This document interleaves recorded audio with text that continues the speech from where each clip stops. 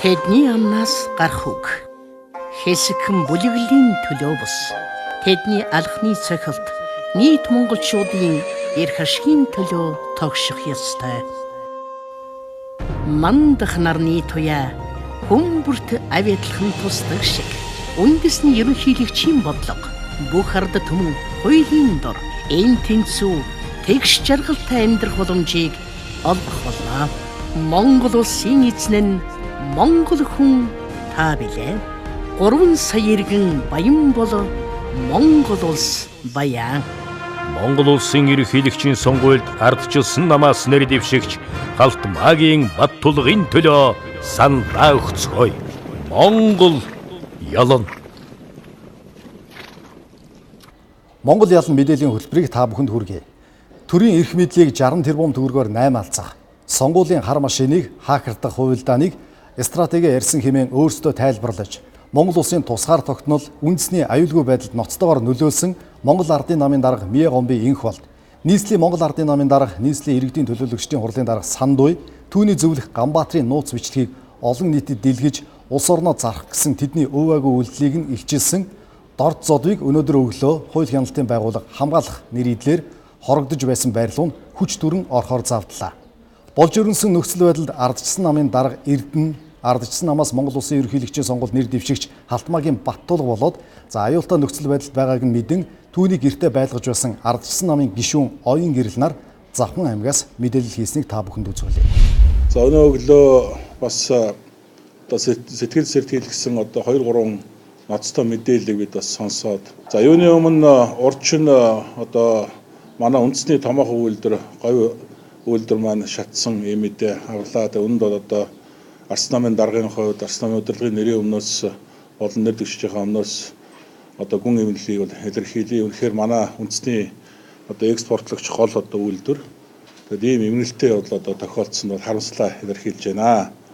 За хоёрдугаарт өнөөдөр энэ үндэсний хэмжээний төрийн докторгүй байдлыг бий болгосон Монгол төрийг худалдсан энэ том гэмт бүлэглэлийг барьчилж шалгахын оронд энэ гэмт үйлдэлийг илчилж ил тод болгосон эх оронч энэ аавын хүүг дарамталж янз бүрийн байдлаар ингэж хүчний байгууллагын дарамт үзүүлж байгаа нь гэхээр харамсаж байна.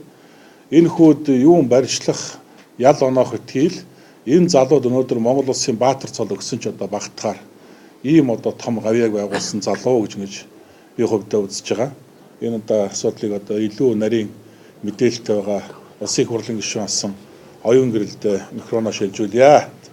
Энэ 60 тэрбум төгрөгийн энэ өөрийн хэргийг илчилсэн дорж зодов гэдэг залууг бол би өөрийн зочноор гэртээ байлгаж байсан хамгаалж хувийн хамгаалтандаа гэсэн үг л дээ. Тэгээ манай хотхныг бүр тэрчгээр нь бас бүсэлсэн ийм олон цагдаа нарын зургнууд явуулсан. Тэгээд би бол дорж зодвын өмгөөлөгчтэй бол ярьсан. За өмгөөлөгч нь бол яг намайг ярих үед дорж зодов руу нэвтэрч чадахгүй хотхны гадаа байж байна, хотхны үүдээр хэнийг ч оруулахгүй байна гэж мэдээлж ирсэн. Тэгээд сүүлд ингээд мөнх баясгалан сэтгүүлч лайв хийгээд яг хаана юу болж байгааг ингээд хүмүүст үзүүлээд ихсэн. За тэгэнгүүт дор зодвыг хамгаалах гэж цагдаа явуулсан юм а гэсэн мэдээллүүдийг ардын намын зүгээс хийж эхэлж байна л да. Тэгэхээр гэрчийг хамгаалах гэдэг бол ингэж хамгаалдаг л дээ. Гэрчийг хамгаалахын тулд эхлээд тэр үнийг гэрчээр татах хэрэгтэй. Манай энэ зоригт энэ залууг бол одоохондоо хинч гэрчээр татааг байгаа. Ягаад гэвэл нөгөө хэрэг хийсэн нөхдүүдэд хэргийг үүсгэж дор зодов бол гэрчийн статустай болж гэрчээр татагдаж гэрчийн хамгаалтанд орох ёстой. Төрийн эрхийг худалдаж авах гэсэн эрх баригч Монгол Ардын намын явуургүй санаахлыг ард түмэн дийлгсэн нэгэн монгол залуугийн амнаас өнөөдөр дээсэн дөрөөн дээр байна. Энэ хэргийг одоог болтол цагдаагийн байгууллагаас аль бие ёсоор шалгаж дорд зодвыг гэрчийн хамгаалтанд аваагүй байтлаа хамгаалах гэж байна гэсэн халхавчаараа цагдаагийнхан түүний байсан газар руу хүч түрэн орохоор завдсан юм. Ямар нэгэн нэмэлт тайлбаргүй бодит байдлыг та бүхэн дамжуулъя. Тайлбар эдгээр сая тайлбарсан. Юу гэж тайлбарсан гэхээр миний аав хамгаалтаа хийж өгнө гэсэн хүсэл гаргасан гэж тайлбарсан. Өндөө бол би аав руугаа тэр даруй нуцтаж аав ээжээрээс асуусан тэднэр фэйсбુક хэрэглэдэггүй 70 гаруй насны хүмүүс тэднэрийн нэрийг барьж сая энд хамгаалт гаргаж байгаа нэр яриадсан цагдаа хүмүүс худлаа хэлсэн.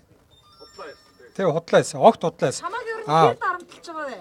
Намайг бол нодлын 9 сараас хойш миний ань насанд хална гэж удаадараа дарамтлсан. Сая хамгийн сүүлийнх нь 4 сард байсан. Тэгээд намайг тагнуулаар бариулаад 90 үсгсэн байгаа. 133-ын 1-ээр.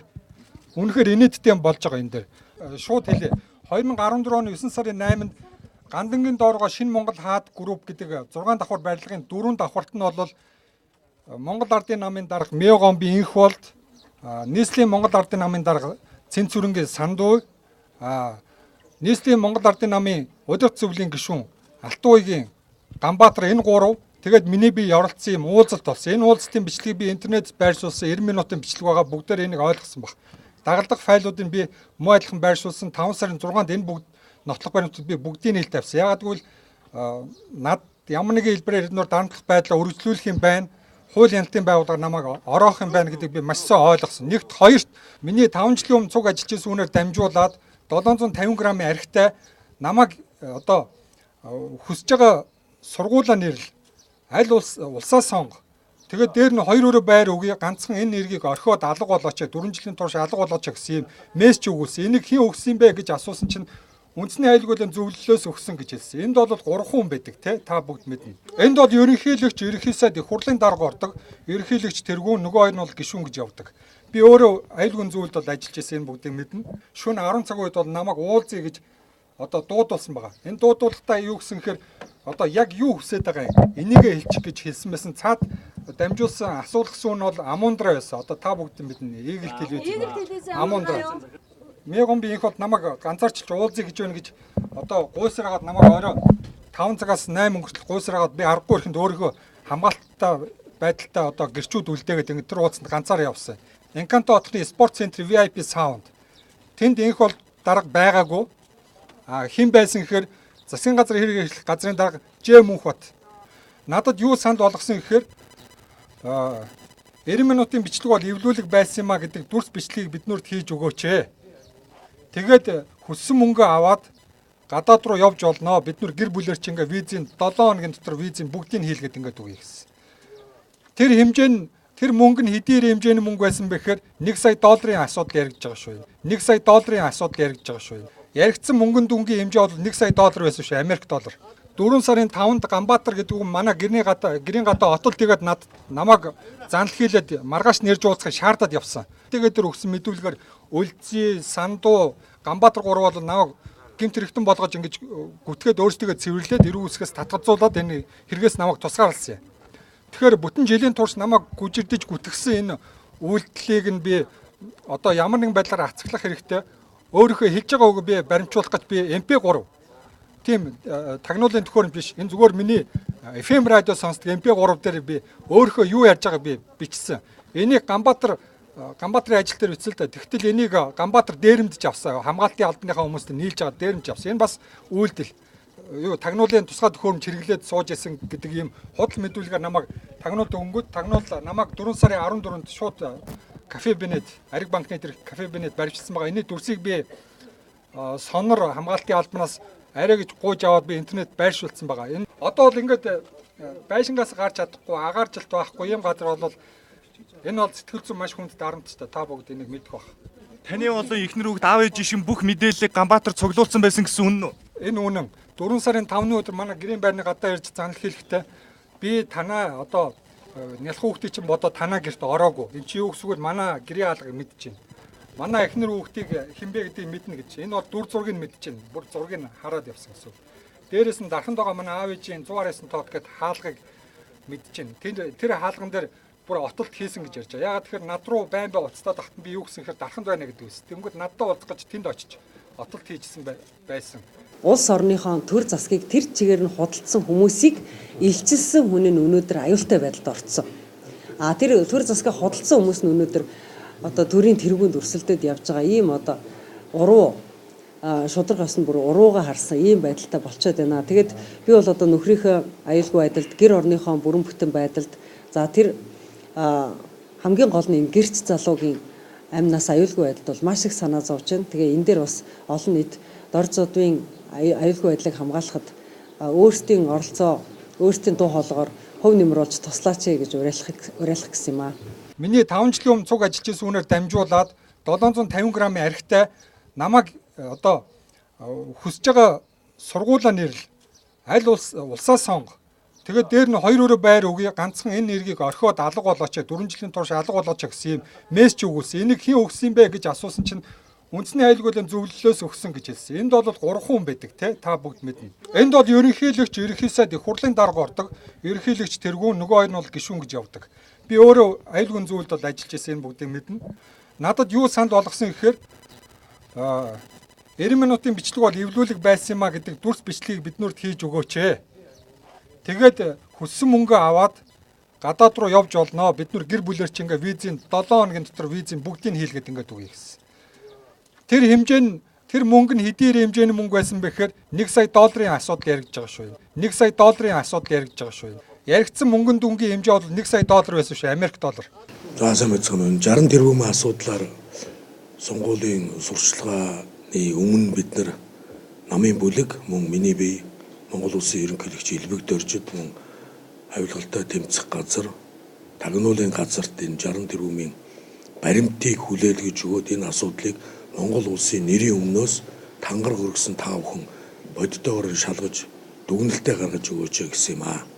Өнөөдөр хариу нь ингэж ирж явах шиг байна. Хариу нь харамсалтайгаар ирлээ. Тэр баримт бичиг задлсан өнлөө Монголын төрийн цагдаа тангар хөргсөн хүмүүс маань очиж бяраа үзүүлдэг юм байна. Тийм л их бяртаа олонтой эрх мэдэлтэй юм бол тэр гарч байгаа түүмрүүдийг авч устгахад яадаг юм бэ?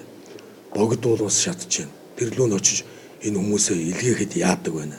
Ганц хүнийг барих гэж, ганц залууг барих гэсэн тэр хүчээ түүмрлөө гаргаж тэр говь каминат манай Монголын экспортыг гаргадаг ганц үйлдвэр 1500 гаруй хүний ажлын байртай энэ түүмрийг унтраалцаач хэдхэн жуудаагийн хүүхэд очсон тэнд хувинтай ус өгөөд явж байна. Их бяртаа байна Монгол ардын нам. Энэ нөгөө бидний яриад байгаа нөгөө 30 гэр бүлийн эзэдийн хийж байгаа ажил шүү гэж монголчуудаа хэлмээр байна. Жилийн өмнө төрийн албыг 60 тэрбум төгрөгөөр худалдан авч сонгуулийн санал тоолох хар машиныг хакердах тухай ярьж байсан Мегомбын энх болд сандуу дэргүүтэй нөхдүүдийн нууц суралдаанд Монгол Улсын ерөнхийлөгчийн сонгуульд Монгол ардын намаас нэр дэвшигч Мегомбын энх болд би суугаагүй гэж мэдгдсэнийг та бүхэнд эргэн сануулъя. 2014 оны 9 сарын 8-нд Гандангийн дооргоо Шинэ Монгол хаад групп гэдэг 6 давхар барилгын 4 давхарт нь бол Монгол ардын намын дарга Мегомбын энх болд ийм хурал цуглаанд бол орж байсан удаа надад байхгүй гэдгийг би өөрийгөө бол мэдэж байгаа. Тийм учраас бол би энийг эвлүүлэг гэдэгт бол баттай итгэлтэй байгаа юм. Тийм учраас бол би энийг эвлүүлэг гэдэгт бол баттай итгэлтэй байгаа юм. Тийм учраас бол би энийг эвлүүлэг гэдэгт бол баттай итгэлтэй байгаа юм. Нийслэлийн Монгол ардын намын дарга Цэн Цүрэнгийн сандуу нийслэлийн Монгол ардын нам стратеги тактикаа бол ярих нэг юм хуралдаан болсон. Тэр үеийн бичлэг алдагдсан байна. Нийслэлийн Монгол ардын намын удирдах зөвлөлийн гишүүн Алтан уугийн Ганбаатар энэ 3 тэгээд миний би явралцсан юм уулзалт болсон. Энэ уулзалтын бичлэгийг би интернет байршуулсан 90 минутын бичлэг байгаа бүгдээр энийг ойлгосон байна. Төрийн албыг нууцаар худалдан авахыг санааргасан Монгол ардын намынхан тэр дундаа нэр дэвшигч Мегомбын энх болдын удирдах хийсэн нууц хуралдаан хөдөлшгүй баримтаар инхүү ил боллоо. Мегомбын энх болдын уваагүй үйлдэлийг сонгогчд мэдлээ. Төр залилсан бүлэглэл Манангийн гих тодтголтой 30 гэр бүлийн улсаа худалдахаар улаарсан баримтыг Монголоо гэсэн энгийн нэгэн залуу олонд дийлгсэн энэ юм. Болж өрнөж байгаа энэ үйл явдлаас эрхэм оюунлаг сонгогч та бүхэн нэгийг бодож хоёрыг тунгаан Монгол улсынхаа тусгаар тогтнолын төлөө бүрэн бүтэн байдлын төлөө сонголтоо хийн гэж найдаж байна.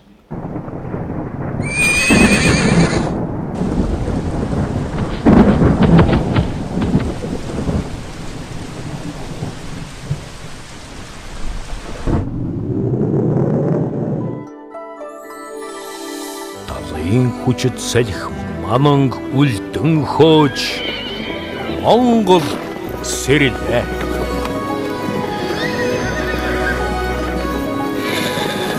Эзэнтэй газрыг нутагтай хүнийг эзэн гэдэг. Эзэнтэй нутгийг их хорон гэдэг. Монгол ялан. Монгол улсын ерөнхийлөгчийн сонгуульд ардчилсан намаас нэр дэвшигч Галт Магийн Баттулгын төлөө саналаа өгцгөөе. Сайн байцгаана уу? Залуучуудын дэлхийн арга, оюутны дэлхийн арга, хөндийн өргөлтэй олон санжны мастер анх цэцэг. Бид чадсан Монгол ялна. Монгол ялан.